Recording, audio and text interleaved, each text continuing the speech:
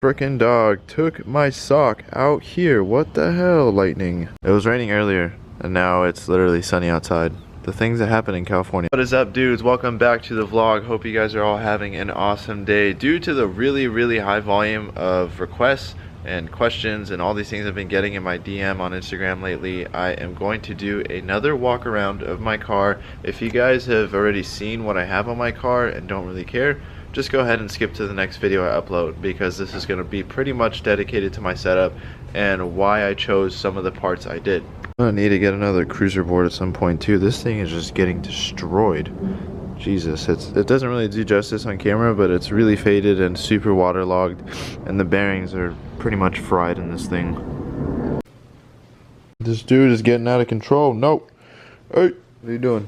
It is a really bright day today, guys. It is so bright.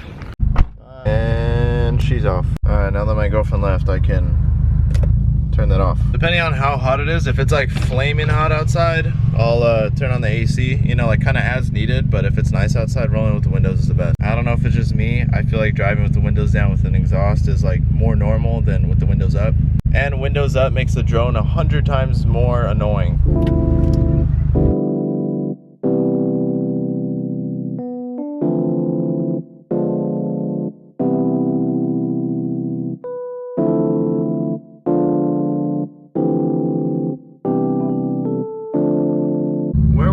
Right now, I've always thought about hosting like a little cruise or something. This is like a really good meetup spot for the canyon that's nearby, and I've always considered like hosting like a little cruise or something, but I don't really know who will come out, because I want to try to draw out more of you guys that live in the area that can maybe come out and you know, hang out and do like a little meet and greet type of thing, and then go cruise the canyon and just chill out together. But I don't know how many of you guys will come. Comment down below if you guys would actually want to come out to some type of meet or cruise.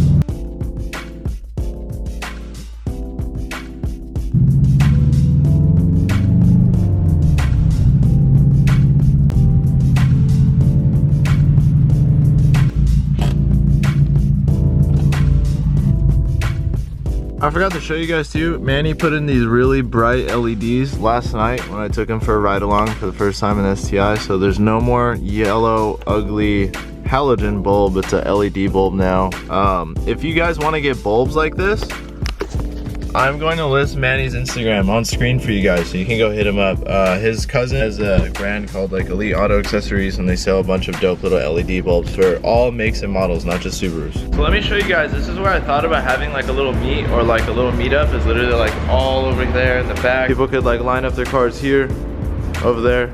Let me know if you guys are interested. And one of you guys in yesterday's video was giving me so much crap about not hard parking, so this is for you, buddy. So like I said in the beginning of the video, this is going to be about some of the things I've done for this car in E85. If you guys have seen or you already kind of know what I have, please just don't waste your time. I'm probably going to sound like I'm repeating myself, but this is for the newer guys or people who've been asking me on Instagram that may have missed what I said before. So I'm just gonna kind of start from the front of the car and work my way back and talk about just different things that I have.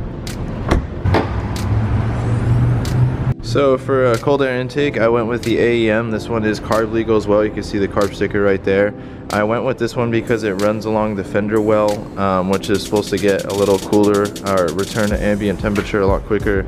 And then this, if you guys look right here, this is the mass airflow sensor, or MAF. This is actually separate from the filter. On the cob intake, this little thing actually sits right behind the air filter, which I heard at high speeds creates like a discrepancy, or like it doesn't get an accurate signal, because the air filter, something to do with the air filter, and this being located right behind the cob intake does something with the high speeds. And I don't know, the guy who tuned my car really recommended the AEM. He said he's been using the AEM for a really long time and doesn't have any problems, and has only seen like 2 people ever hydrolock.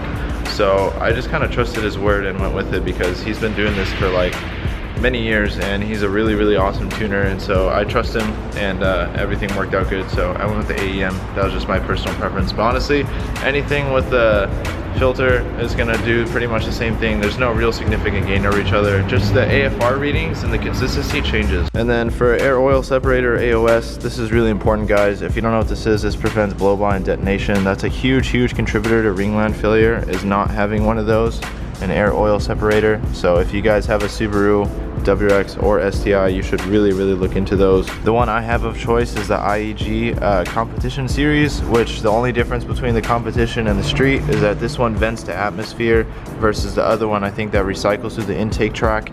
Honestly, the smell on the competition for it venting to atmosphere really isn't that bad, but some people do get annoyed of the smell.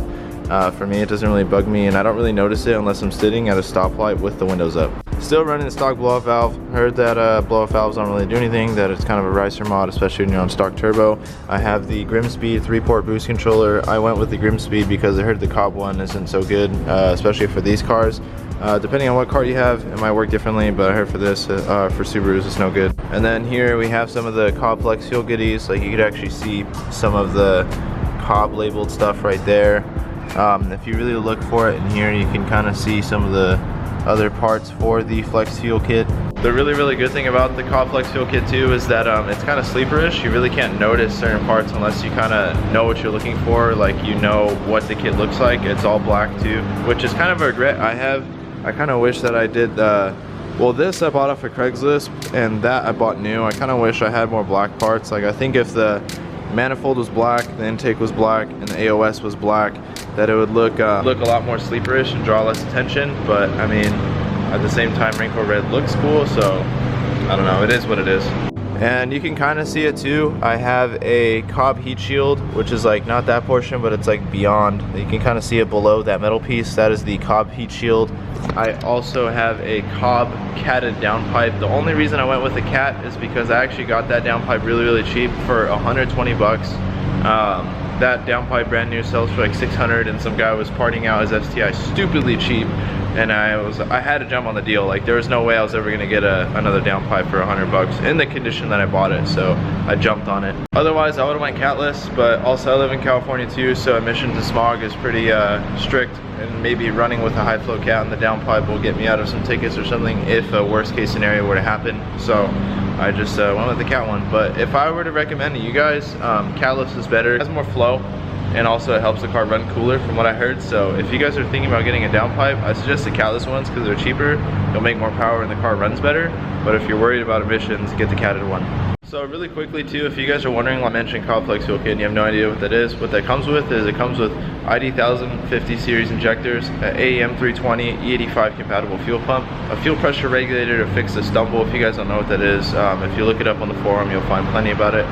It comes with a fuel pressure sensor, and then the most important with the Flex Fuel Kit is the ethanol sensor.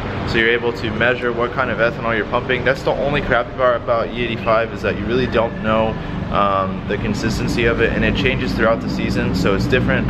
Summer blend is different than a winter blend. You can get away with not running flex fuel too. I just want to mention that. That's what my initial plan was, but then I decided that I wanted to add a little safety and just get the Flex Fuel Kit. And the Flex Fuel Kit has a giant bundle. Cobb is really nice, and if you buy their bundle kits, it's a lot cheaper than buying things separate.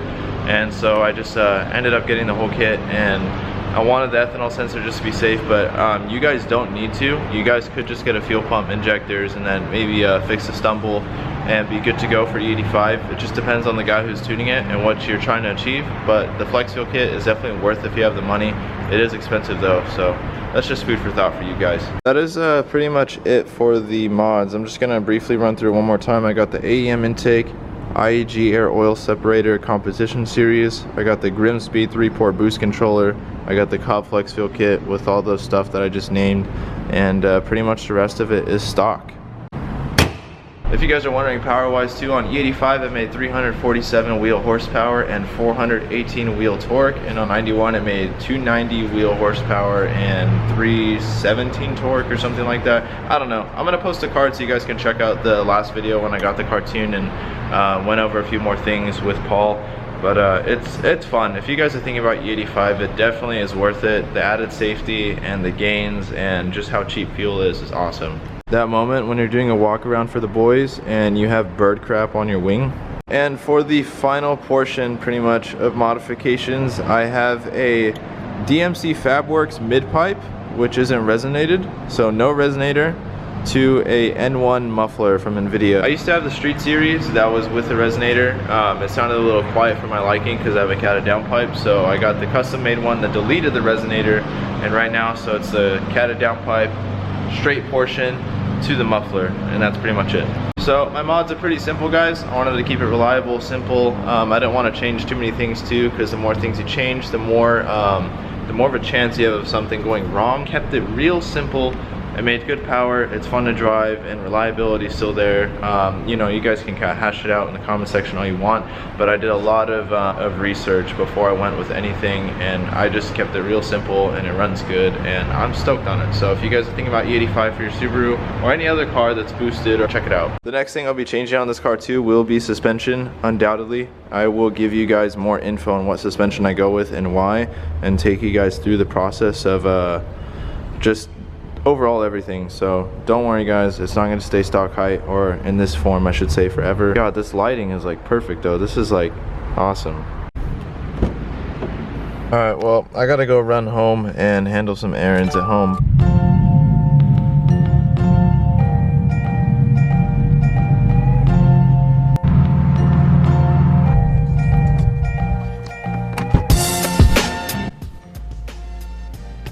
We are back, dudes. I handled some errands at my house. I'm not fully done yet, but when I went on vacation, I actually left something really important in my car. Let me show you guys. Really quick before I get it, I want you guys to comment down below what you think, what car part I left in my trunk while I was gone on vacation. God, it is so hot today.